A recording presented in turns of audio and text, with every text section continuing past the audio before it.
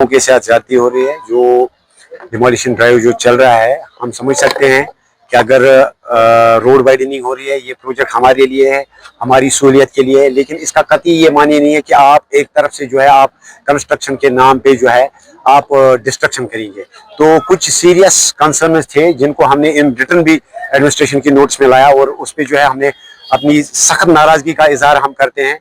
जिसमें आपने देखा होगा कि कल 2 पैसेंजर शेड्स, एक पालपुरा में और एक उदीपुरा में, उनको डिमोलिश किया गया without giving any prior notice to concern video. इस वक्त अगर पंचायत जो है इस वक्त फंक्शनल नहीं है, लेकिन इस वक्त वीडियो एक एडमिनिस्ट्रेटर है, वो कस्टोडियन है इस वक्त पंचायत का। अगर पंचायत के किसी भी एसेट को अगर कहीं अटैच करना है तो इसके लिए किसी भी कंपनी को या एडमिनिस्ट्रेशन को चाहिए कि वो वीडियो को लिखें। ऐसा जो ड्यू प्रोसीजर है वो फॉलो नहीं किया गया।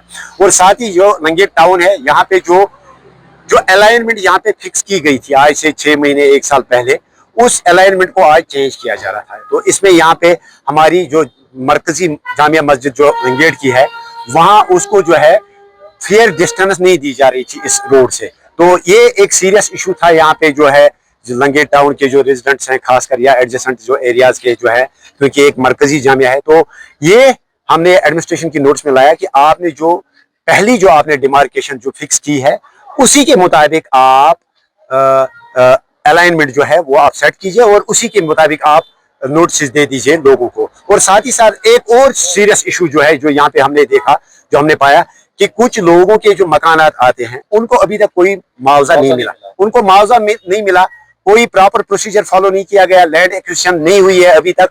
तो उनको जो कहा जा रहा है कि आप अपने मकानात खाली कीजिए। तो इस सिलसिले में मैंने यहाँ एडीसी साहब के साथ बात की, तहसीलदार साहब के साथ भी बात की, और मैं डिस्ट्रिक्ट एडमिनिस्ट्रेशन तक भी, वर्दी डिप्टी कमिश्नर तक भी ये बात पहुंचाना चाहता हूं कि अगर आपको किसी घर वाले को जो है, अगर वो रोड अलाइनमेंट में आता है, जब तक आप उसको कंपेंसेशन नहीं देते हैं, जब तक आप उसकी रिहेबिलिटेशन का इंतजाम नहीं कर सकते हैं, क्योंकि ये राइट टू लाइफ है, ये एक फंडामेंटल राइट है। आप किसी को जो है विदाउट ऐसे ही नोटिस के या विदाउट प्रोवाइडिंग कंपेंसेशन आप उसको डिसलोकेट नहीं कर सकते हैं। तो मैं एडीसी साहब को कहा कि ये एमएलएज और अफसरान के लिए ये क्वार्टर्स नहीं होते हैं। अगर ऐसी कुछ इमरजेंसी है तो बाज़ाब्ता आप उस शख्स के साथ डिस्कस करके, अगर उसकी कंसेंट है, अगर ये मकान वाले अगर तैयार होते हैं, अगर उनके साथ नेगोशिएशन सही से होती है, तो उसके बाद वो कहीं सरकारी अकोमोडेशन में उनको तब तक रिहेबिलिटेट करें जब तक वो अपना कोई दूसरा। जाहिर सी बात है, फिर लोगों ने मुझे किस लिए वोट दिया? अगर डिमांड फुलफिल नहीं होंगे तो हम करने नहीं देंगे।